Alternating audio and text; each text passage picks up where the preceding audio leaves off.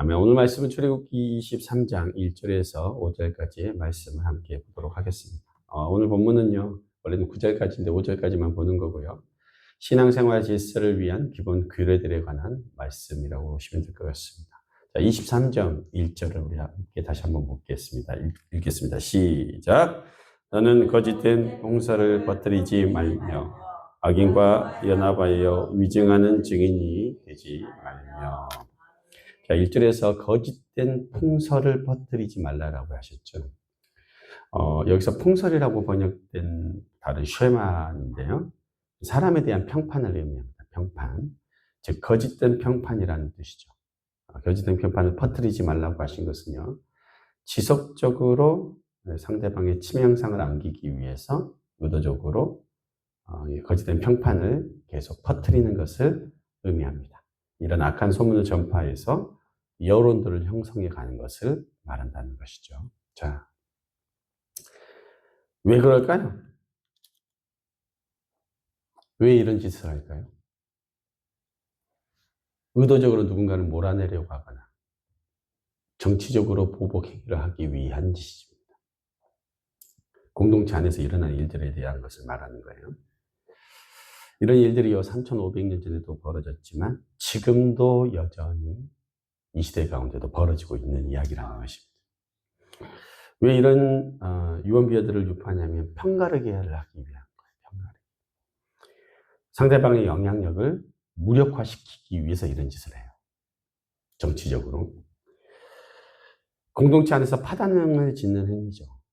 그래서 자, 파당이 생기기 시작하면요, 어떤 일이 벌어지냐면 상대방을 몰아내기 위해서 자기 편가르기를 한 다음에 위증하는 증인들이 막 생겨나요. 그잖아요. 뭔가 이제 서로를 몰아내야 되기 때문에, 밀어내야 되기 때문에 이 사람이 이랬다더라, 저 사람이 저랬다더라 하는 안주한 이야기들을 퍼뜨리게 되는 것이죠. 그럴 때 나타나는 한 가지 현상이 있습니다. 2절 함께 낭독해 보겠습니다. 2절. 시작. 다수를 따라 악을 행하지 말며 송사의 다수를 따라 부당한 증언을 하지 말며. 이렇게 말로 파당짓는 자, 선동을 하는 자가 있으면 그 다음은요, 그를 추정하는 세력들이 위증을 해줍니다. 위증을 해주는 세력들이 생겨나요. 선악을 구분하지 못하고 대세에 휩쓸려 가는 겁니다. 이쪽이든 저쪽이든. 그러니 다수를 따라 악을 행하지 말라고 하나님 말씀하시는 거예요. 송사의 다수를 따라 부당한 증언을 하지 말라고 연이어서 하나님께서 말씀을 하고 계시는 것입니다. 우리가 신앙적으로 하나님과 바른 영적인 관계를 형성해 가지 못하면 세상을 이끌어가고 있는 죄악된 물결의 대세에 휩쓸리게 됩니다. 구분이 안 되고 판단이 안 되는 것이죠. 우리 인간은요, 기본적으로 유혹에 휩쓸리기 쉬운 존재들입니다. 그런 나약한 존재들이에요. 강력한 힘이나 권력 앞에 무력해지는 존재들이라는 거예요. 그래서 우리는 우리나라에서 옛부터 어르신들이 하던 말씀이 있습니다. 뭡니까? 모난정이 돌 맞는다. 모난정이 돌 맞는다. 다 한 번쯤 들어보셨죠? 이 말은 두 가지 뜻이 있어요. 첫 번째는 뭐냐면 사람들이 사는 공동체 안에서 자연스럽게 세워진 질서가 분명히 있는데, 눈에 보이지 않는 질서가 있는데 거기에 수장이나 리더급이 아닌 사람이 두각을 드러내면 어떻게 해요? 미움을 받는다는 거예요. 두 번째는요, 너무 강직한 사람은요, 남의 공박을 받는다는 얘기예요. 왜냐하면 꺾이지가 않으니까. 고개 숙여야 되는데 숙이질 않아요. 그래서요, 이런 말들을 많이 했어요. 딱 중간만 해라. 딱 중간만 해라. 네? 융통성을 발휘해라. 어려서부터 이렇게 배우고 살아왔으니 힘 있는 사람 앞에서 아무 말도 못하고 혹시 내가 두드러지지 않을까 염려하며 살아왔다는 거예요. 눈치 보며 살았다는 거예요. 눈치 챙기지 못하면 혼이 나는 인생을 살아온 거예요. 좋은 게 좋은 거라고 하고 좋게 좋은 거라고 하고 말하고 싶은 것이 있지만 그걸 꼭 참아야 됐고 그냥 속으로 담아두며 참으며 살았다는 것이죠. 다수가 그렇게 행하고 있으니까 그 다수가 행하는 악도 그 안에서는 법이 돼버리는 거예요. 공동체라는 것이요, 하나님이 아닌 사람이 주체가 되는 곳이 돼버리면 기본적으로요, 그 공동체만이 가진 정체성이 있습니다. 정체성. 기본적으로 이러한 정체성은요, 배타적인 성격을 띠어요. 그래서 눈에 보이지는 않지만 그 공동체 안에 틀이 있고 권력의 구조가 있어요. 우리라는 그 모양을 지키기 위해서 나름대로의 질서들이 있다는 거예요. 그러다 보니 이런 현상들이 생겨나는 거예요. 지금 국가를 이끌어가는 위정자들이나 그들을 따르는 정치 세력들도요, 참 보면은 말도 안 되는 생각과 말도 안 되는 말들을 막 하고 있잖아요. 왜 그렇습니까? 그 집단 안에서 살아남으려고 그러는 거예요. 네? 그렇잖아요. 누가 봐도 바보같이 보이는데 그런 얘기들 하고 있는 거예요. 왜냐면 살아남으려고. 먹고 살라고 지금 그러고 있는 거예요. 아마 집에서도 딴소리 하실 수도 있어요. 부인하고 뒤에서 침상에 누워가지고 딴소리 할 수도 있어. 사람들한테는 그러고 있는 거예요. 권력 앞에 조아리고 말 못하고. 그런데요, 이런 국가적인 차원에서만 그런 것이 아니라 이런 시골 산골 동네도 사람들이 모여있는 곳이라면, 공동체를 이루는 곳이라면 다 마찬가지라는 거예요. 지난번에도 제가 말씀드렸지만요, 저는요, 이 목회자 편, 장로님 편 갈라져서 피 터지게 싸우는 곳에서 6년 동안 부교역적으로 사역을 했어요. 경찰차가 교회에 와서 정리를 안 해주면 집에 못 갔어요. 두 편이 갈라져서 식당 문을 중심으로 대치를 한 상황도 있었어요. 저는 반대편이 밀쳐갖고 강제성에서 골랐다니까요. 손에서 피나고. 6년 동안 그래요. 여러분, 그렇게 대치를 하는 이 교회 공동체 안에서 얼마나 많은 유언비어들이 있었겠어요. 말도 안 되는 얘기죠. 서로 중상모략하는 거예요. 장로님들 편에서는요, 장로님 편에서는 그분의 아들이 언론에다가 막 고소하고, 막 법에 고소하고, 언론에다 막 이상한 말 퍼뜨리고, 정말 창피해서 창피해, 진짜. 전국적으로 소문이 났었어요. 어디라고 말을 안 하는데. 여러분, 왜 그랬을까요? 원래요, 그 장로님이 이권이 있으셨었어요. 본인이. 그 교회 어른이셨어요. 6년, 새로 교회에 부임해 오셨는데 6년 동안 자기 말 잘 들으니까 그냥 내비두고 대우도 막 잘해줬었어요. 6년이 지나고 나서 아닌 거를 아니라고 그냥 말하는 순간 찍힌 거예요. 네, 그래서 그때부터 이제 난리가 난 겁니다. 그분이 12년 정도 사역을 하셨는데 6년간 그렇게 되고 나머지 6년은 그랬고, 제가 그 나머지 6년 동안 가서 저도 함께 그 모든 것들을 봤습니다. 여러분, 그런데 참 어리석게도 그런 무리를 따르는 세력들이 있다니까.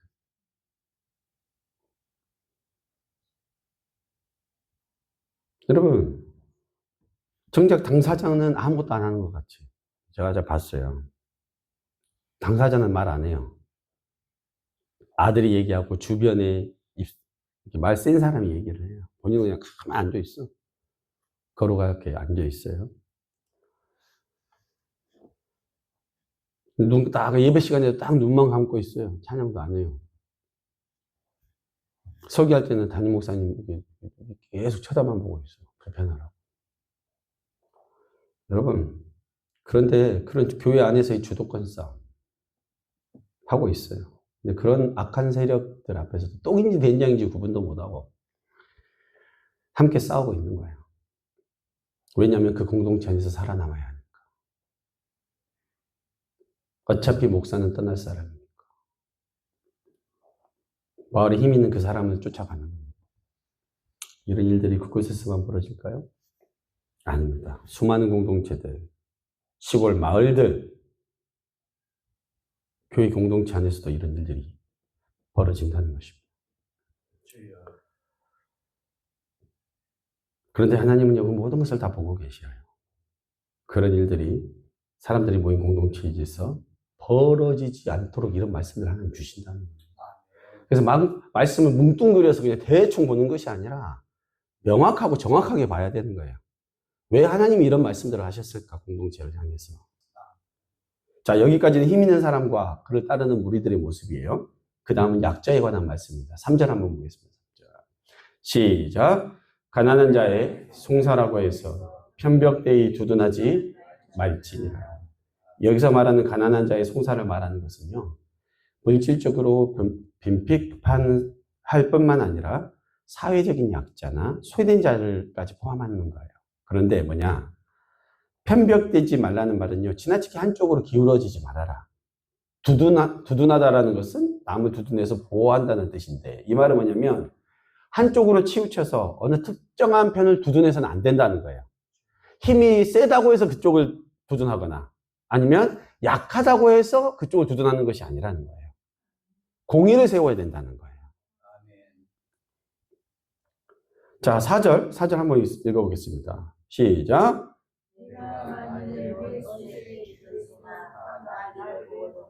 반드시 그 사람에게로 돌릴지니라. 여러분, 마침요, 비록 그가 나의 원수라고 할지라도 그 상대의 재산을 하나님은 보호해 주래요. 공동체 안에서. 마침 원수가 잃어버린 소나 나귀를 자기가 봤어요. 근데 그 소가 그 사람 집 소인지 알아. 나귀가 그 사람 나귀인지 알아. 그런데 그에 보면 그 사람에게로 돌려주라는 거예요. 이것은 나와 너의 문제를 확대해서 다른 것까지 영향을 끼쳐서는 안 된다는 거예요. 여러분, 우리 보통 그러죠. 그 사람이 미우면 그 사람이 신는 신발도 신어. 그죠? 그리고, 그죠? 지나가다가 그 사람이 키우는 개가 있으면 바로 한 대 차고 가죠. 그게 우리들의 모습 아닙니까? 네. 엘리한테 한번 물어봐야 되나, 누가 찾나고. 우리 사람들의 모습 아닙니까? 그죠? 네. 그런데 하나님은요, 그가 원수라도 상대가 당하는 어려움에 대해서 친절하게 도와줘라. 사랑 베푸기를 잊지 말아야 한다. 이렇게 말씀하셨어요. 심지어는 5절에 뭐라 하냐면, 내가 미워하는 자의 나귀가 짐을 싣고 엇비어짐을 보거든 그것을 버려두지 말고 어떻게 해라? 도와줘라. 말씀하셨어요. 자, 오늘 말씀의 첫 번째 교훈이 뭘까? 공동체 질서를 유지하기 위한 가장 밑바탕은 사랑이라는 거야. 사랑이에요, 사랑. 죄는 미워하되 사람은 미워하지 말라. 기본적으로 교회의 공동체를 유지해가는 원칙은요, 두 가지예요. 공의와 사랑이에요. 그런데 사랑 없는 공의는 반드시 치우치게 되어 있다는 거예요. 막 거짓을 양상이네요. 왜냐하면 사랑이 없이 공의만 세우려고 하니까 내가 옳다는 걸 주장해야 되니까. 여러분, 그러나 하나님은 사랑이셨기 때문에 우리가 죄인이었지만 우리를 구원하시기 위해서 자신의 독생자를 보내셔서 십자가에 죽기까지 하시면서 우리를 포기하지 않으신 거예요. 우리는 그분의 용서의 사랑을 이미 받은 존재들이에요. 과거에 우리가 행한 잘못들만 놓고 따진다면 우리 중에 구원받을 사람이 있어요, 없어요? 아무도 없다는 거예요, 자격 있는 사람. 저도 지금 이렇게 딱 차려입고 앞에 서 있지만 여러분 저희 과거를 알면 바로 내려오라고 해요, 여러분. 저도 다 마찬가지라는 거예요. 용서받은 사람들이지. 여러분, 오직 예수님의 은혜와 십자가의 공로로 우리가 이 자리에 있다는 것입니다. 그 누구도 하나님 앞에서 의롭다 할 인생이 없어요. 그래서 우리는 이웃을 미워할 자격, 이웃을 판단할 자격이 없어요.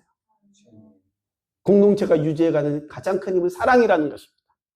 그 용서의 사랑이 우리 안에 있기를 예수님의 이름으로 축원합니다. 두 번째는 뭐냐? 하나님의 사랑과 더불어 바른 공의를 세워야 된다는 거예요. 바른 공의를.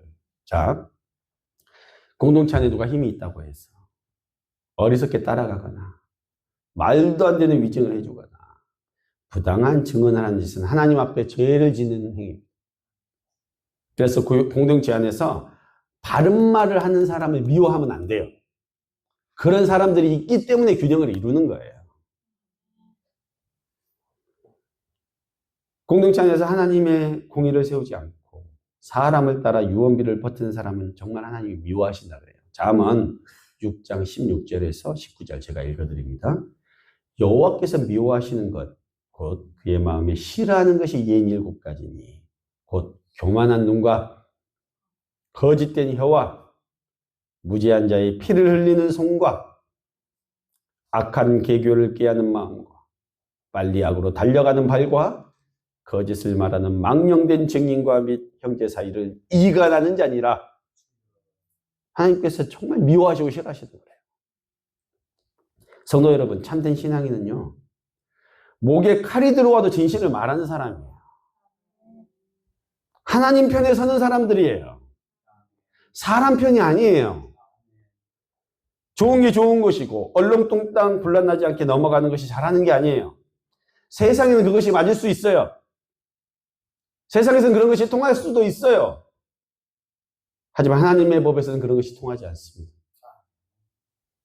누가복음 12장 8절 내가 또한 너희에게 말하노니 누구든지 사람 앞에서 나를 시인하면 인자도 하나님의 사자들 앞에서 그를 시인할 것이요 사람 앞에서 나를 부인하는 자는 하나님의 사자들 앞에서 부인을 당하리라. 이 말은요, 하나님 앞에서 예수를 시인한다는 것, 이것이 그냥 저 예수 믿는 사람입니다, 이것만 의미하는 것이 아니에요. 삶의 순간순간에 하나님의 편에 서서 공의를 얘기하고 하나님의 사랑을 얘기하는 사람이 되라는 얘기예요.